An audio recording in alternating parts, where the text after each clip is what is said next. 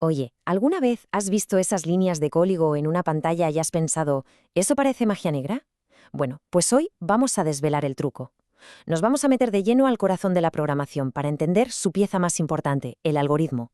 Y vas a ver que es mucho, pero mucho más lógico de lo que te imaginas. Mucha gente cree que para programar hay que ser un genio, ¿no? Pero déjame te cuento algo. Detrás de cada aplicación, de cada videojuego, no hay magia. Hay una serie de pasos muy lógicos. Piénsalo como una receta de cocina, literal. Si alguna vez has preparado un pastel siguiendo los pasos, muchas felicidades, porque sin saberlo ya estabas pensando como un programador. Ok, esta es nuestra ruta de hoy. Vamos a ver qué onda con los algoritmos, cómo analizar un problema, cómo construir su lógica, luego checar que funcione y al final unas buenas prácticas para que todo quede de lujo. Venga, a darle. Venga, empecemos con lo primerito. Sección 1. ¿Qué es un algoritmo? Y créeme, antes de teclear cualquier cosa hay que tener esto clarísimo. Es el cimiento de todo, de verdad. A ver, la definición del libro suena medio elegante, ¿no? Pero la clave está en 3 palabritas. Primero, finita, o sea, que tiene un final. Siempre. Segundo, precisos. Cada paso tiene que ser súper claro, sin que haya duda de qué hacer, ¿ok? Y tercero, ordenados. El orden importa, y mucho. Es como la receta del pastel, no vas a meterlo al horno antes de mezclar todos los ingredientes. Piénsalo así. Un algoritmo es como una maquinita.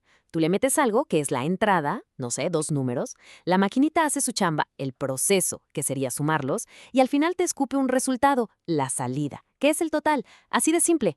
Todos los programas que usas, desde tu calculadora hasta el buscador de Internet, jalan con esta misma idea. Ok, pasemos a la segunda parte, el análisis. Y ojo aquí, porque aquí es donde empieza lo bueno. Y lo curioso es que todavía no vamos a escribir código. Nada. Primero toca usar la cabeza. A ver, estas dos preguntas son tu GPS. Son la clave. Si no sabes qué tienes para empezar y a dónde quieres llegar, pues es como querer ir de viaje sin saber ni a dónde vas, ¿no? El error clásico de los principiantes es aventarse a escribir código a lo loco sin pensar en esto. Y créeme, si haces esto bien, ya tienes la mitad del camino recorrido. Entonces, ¿qué haces cuando el problema se ve gigantesco? Usas una técnica que suena rimbombante, pero es súper sencilla: el diseño descendente. No es más que romper el problemota en problemitas chiquitos, más fáciles de manejar. Como el ejemplo de la pantalla. ¿Quieres dibujar un hola gigante? Pues no te estreses por toda la palabra. Primero resuelve cómo dibujar la H, luego la O y así te la llevas. El famosísimo divide y vencerás. Listo, ya entendimos el problema. Ahora sí, vamos a meternos a las entrañas, al corazón del asunto. Vamos a ver cómo se construye la lógica que va a resolver todo esto. Cualquier dato que metas a un programa va a seguir este caminito, siempre.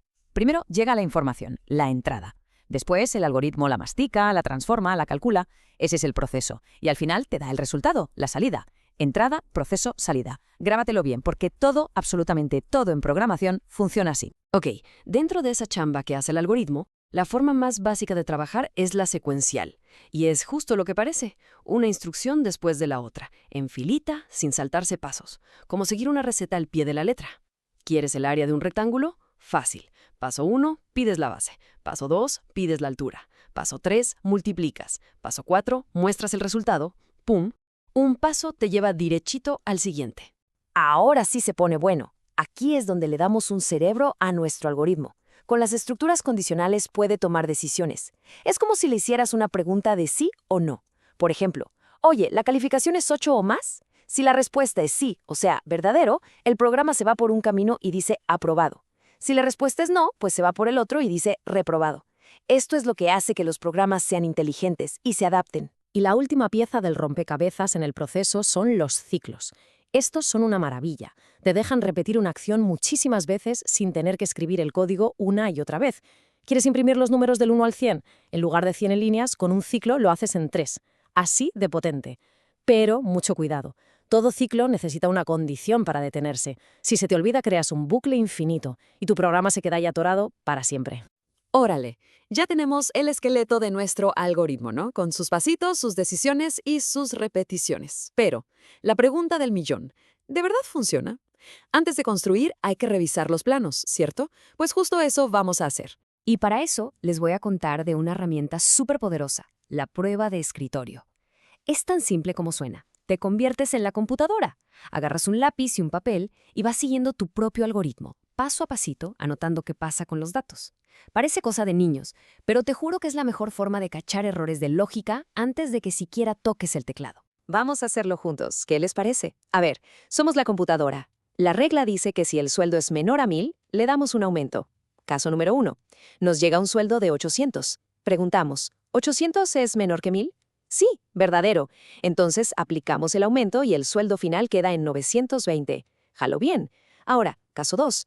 Llega un sueldo de 1200. Preguntamos, ¿1200 es menor que 1000? No, falso. Entonces no hacemos nada y el sueldo se queda igual, en 1200. Perfecto. Acabamos de comprobar que nuestra lógica funciona y ni siquiera hemos abierto la computadora. Ok, entonces ya tenemos un algoritmo que funciona. Genial. Pero que funcione no es lo mismo a que sea un buen algoritmo.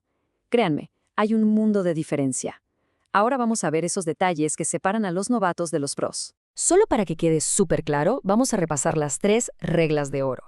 Estas no son negociables, ¿eh? Si a tu lógica le falla una de estas, simplemente no sirve.